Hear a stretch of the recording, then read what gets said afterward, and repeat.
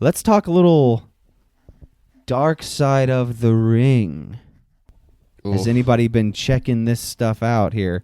I did check out, I will say, I finally did watch the first episode of the Chris Benoit Dark Side of the Ring. Okay. Very, very good. Did you watch season 1? I've only seen parts of it. I've only seen parts of it. I've only seen that episode fully all the way through. Sure. Because I don't get the Vice channel. Yeah, and for everybody out there listening, what's pretty cool is Vice generally puts they end up, as far as the episodes of Dark Side of the Ring, they end up on YouTube a little bit earlier than when they're broadcast. So the entire first season of Dark Side of the Ring, which has everything from Randy and Liz to the Von Erichs to Bruiser Brody.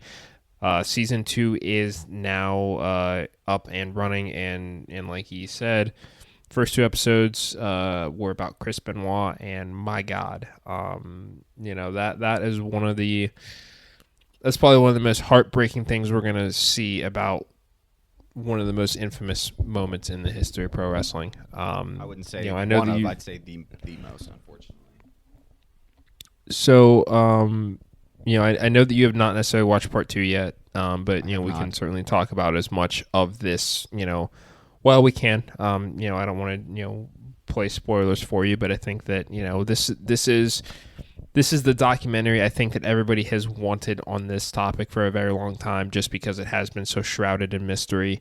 WWE virtually wiping Benoit from the record books as far as they are concerned, and essentially becoming the name Benoit is one shrouded in controversy and is essentially blackballed, and we're definitely going to come back to just the lasting impact of having that last name here in a little bit. But take me through. Actually, let's step back a bit. 2007. What did you think about all of this when all of this initially kind of came out? 2007, I wasn't really watching much wrestling. That's my senior year. Going into my senior year of high school, football is huge into football. It consumes your life when you're playing for the school that I played for. And so, I heard about it, and I was like, what? How did this happen? Why did this happen? I thought it was like a murder at first. Like they were all murdered. And then come to find out later on, obviously, that Chris Benoit had killed his wife and child. I was like, what? Was he on drugs? Was he a psycho? Like a complete psychopath? Like, what was he like? I didn't know any of these takes from, his colleagues and his bosses and his friends, that he's a very just reserved, nice person. Like he always was just very quiet, very polite, nice, and just. But when he was in the ring, he was just a psycho. He was a complete psychopath. And then, obviously it comes out years later about the CTE and his brain swelling and having the brain of an 80-year-old man. All this playing into it, I think it was just massive, massive depression coped with a brain that is not functioning the way it should be functioning at all. Hindsight's 20/20, but I initially thought and they all were murdered. Yeah, and at the time I definitely thought the same thing. When you're kind of reading WWE's website, and I think that I had learned about it, I think maybe 15, 20 minutes before Raw went on the air. Just because we're kind of in that. We're in the internet age, but not necessarily in social media or anything like that. So kind of just checking last minute previews and stuff for Raw, and for that to be the headline, it was just kind of like, wow, what's going on, and for this to be a Chris Benoit tribute show, and the fact that this incident wiped away what was probably going to become one of the most bananas, Tiger King-esque storylines we'd seen in wrestling history. As far as, the week before we saw Vince McMahon get blown up in a limousine, and they were going to play it out as a whodunit, and Vince McMahon faking his death and all of that stuff. And it would have been cool to see how that played out, but we'll never know, because we find ourselves having to mourn Benoit, a guy that people kind of thought everybody thought Hall of Famer, without a doubt, based on everything he had done in WWE and just the sheer. If we literally are only looking what he's done in the ring, we can block out everything that's happened outside of it, because other wrestlers have done bad things, and we are very aware of this as longtime wrestling fans. I mean, and the thing is, when you look at the current. He's a Hall of Famer. Hall of Fame. Yeah, if we look at the current list of Hall of Famers that have questionable things in their background, I mean, and just being perfectly objective, Jimmy Superfly Snuka, he murdered and Stone Cold Steve Austin, allegedly. They can't prove it. So what's it with Stone Cold? Tell me about that. So back when he was married to Deborah, there were some issues about domestic violence, and I believe he played, if I recall correctly, played no contest on some charges, and there was no attempt to scrub Austin from the Hall of Fame or anything like that. Hulk Hogan, obviously with the Gawker lawsuit, finding him losing his place in the Hall of Fame. I mean, it's a very because that's the thing. WWE Hall of Fame is subjective. It basically it's a marketing campaign that gets tied into their biggest show of the year. That's not to say that's not to disrespect the Hall of Fame or anything like that. And there are absolutely people that deserve, those spots. It's the highest of honors, and I'm not knocking it. It's one of my favorite parts about WrestleMania weekend.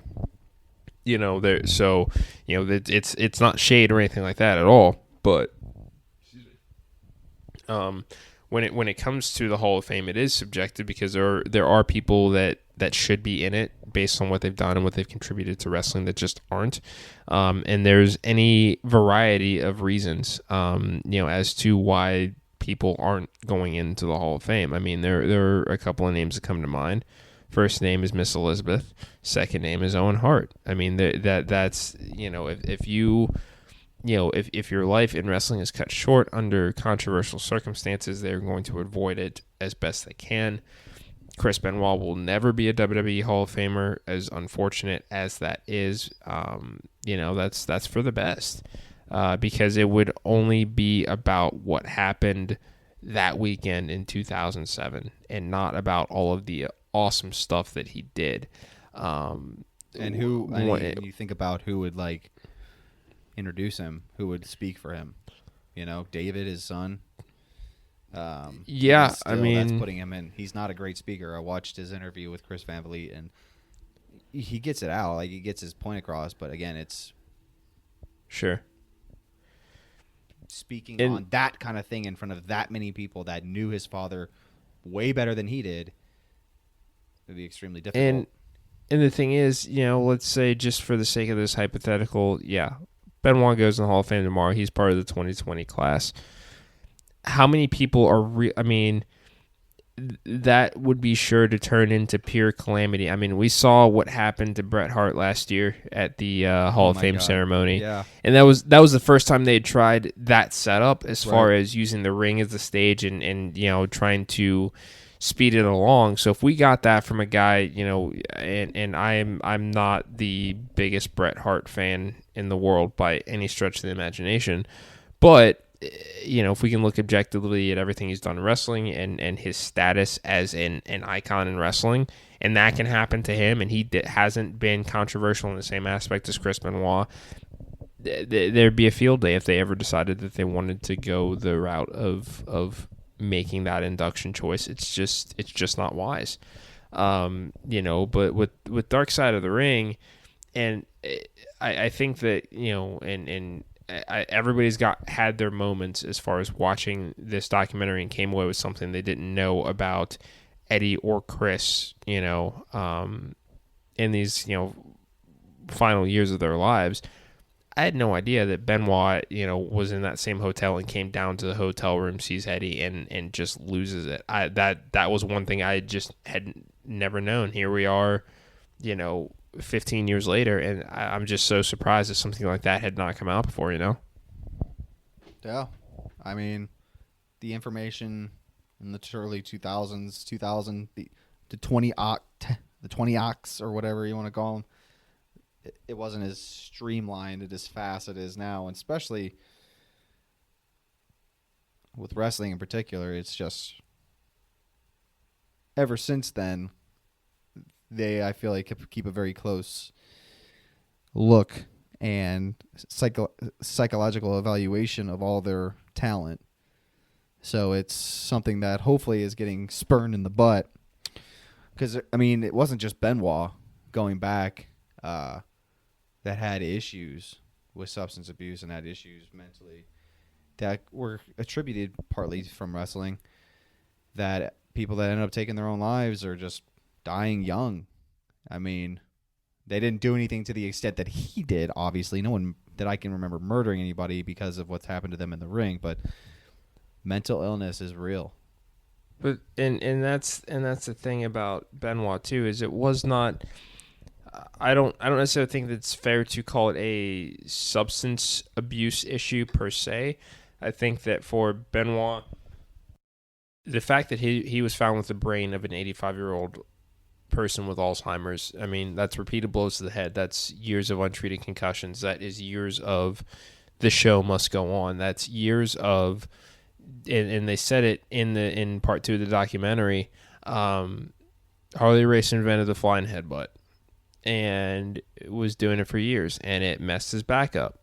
And he tried to tell Dynamite Kid, Tom Billington, if you keep doing this, you're going to end up with a bad back like me. I mean, Dynamite was in a wheelchair for most of the final years of his life, and Chris Benoit, flying headbutt, and, that's what happened to him. The repeated blows. I mean, the WWE history used to be filled with shots of Benoit taking unprotected blows to the head. Like, I mean, think of some of just the most bananas headshots that Chris Benoit has ever taken. I watched, since we're on that quarantine life, I watched the Iron Man match between Benoit and Triple H 2004. Raw, July 26th, World Heavyweight Title, 60-minute Iron Man match.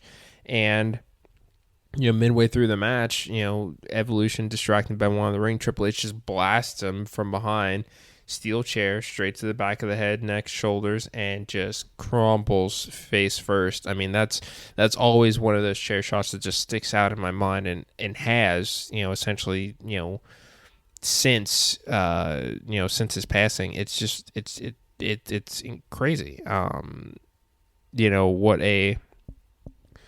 What a polarizing figure Benoit became, and how, people like Benoit, and probably the best thing that could have come out of this documentary is the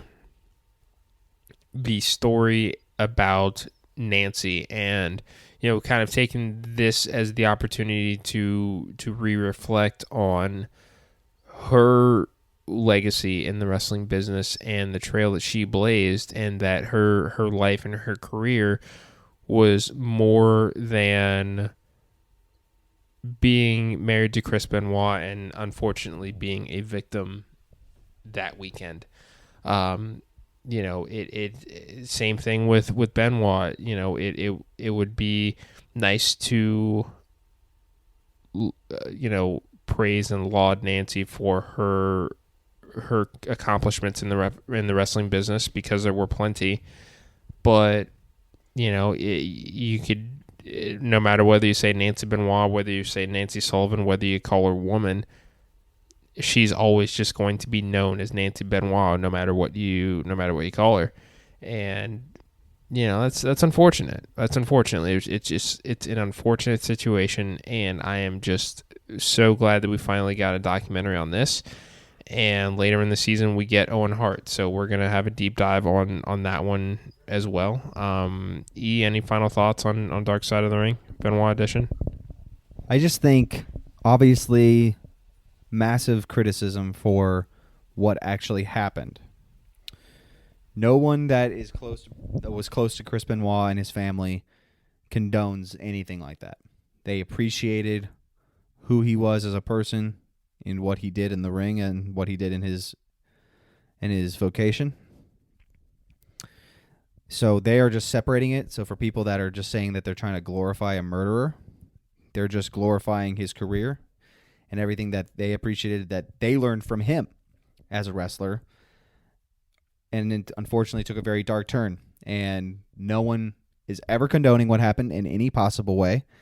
But we also understand all the attributing factors that went into it. We put, as fans and as responsible adults, we put the blame on Chris for not reaching out and getting help because he was so introverted and he was so inside himself. And that, that's who he was as a person. And basically the WWE and what he sustained as a wrestler had massive implications on what happened. I think the WWE definitely should not take ownership of what happened, but should feel a bit of responsibility, in my opinion, accountability to what happened and to what's happened to many people for what they're giving up in terms of their physical well-being for something for the fans, for this massive company to make a lot of money. And I think that for me anyway, it just seems like the best comparison I can always come up with anytime that this subject is discussed when it comes to pro wrestling, because it's usually synonymous with the connotation of roid rage and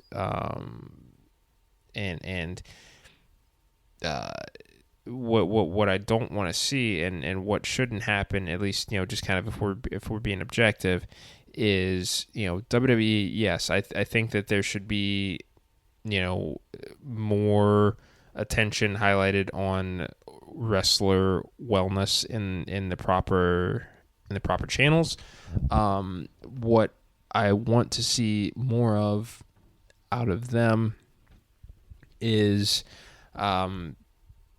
accountability. It's something that it seems like only when they are put on the spot that they go into crisis or damage control mode, and I'd like to see them be a little bit more proactive. And I think that they've definitely kind of shifted their tone over the last couple of years. I think that in light of the Benoit, we're just looking at the Benoit incident in a vacuum here, and kind of their response and everything that kind of went along with it. Those were, even the mid 2000s were a very different time for the world of wrestling. Seeing the headshots and the switch to PG in 08 toned things down a bit, but the deaths of Eddie Guerrero and Chris Benoit did have they had a major impact on wrestling. Eddie with the wellness policy, and then Benoit when it came to looking at head trauma. It's not something that like they said in the show. It's basically, if it was taking a chair shot to the head was like a badge of honor, you tense up and you take it. And because we weren't able to see the effects of taking these types of shots over a long-term period of time until very recently, at least, there was no way to know that was what was going on, and that was what Benoit was experiencing. And Taz is right every time he says it. It ain't ballet. It's just not. It's not for the faint of heart, and for those that for those that do it, I my hat's off to them. I laud them. I applaud them. I mean, I've bumped around in the ring, and it's exhilarating, but it hurts. So just all I can say is this documentary was very well done. I think that it's the most objective look that we are ever going to get into what happened that weekend. And I'm very excited for this season of Dark Side of the Ring. It's absolutely one of my favorites, and I welled up a bit watching the Benoit one, so I can't even imagine how I'm gonna feel when the Owen Hart one comes on later this season. Hey, what's going on, everybody? This is Eric Robinson, one half of the Eric Squared Circle duo. If you want to hear the rest of this episode, head on over to Apple Podcasts, Spotify, or wherever else you get your content for brand new episodes every single week.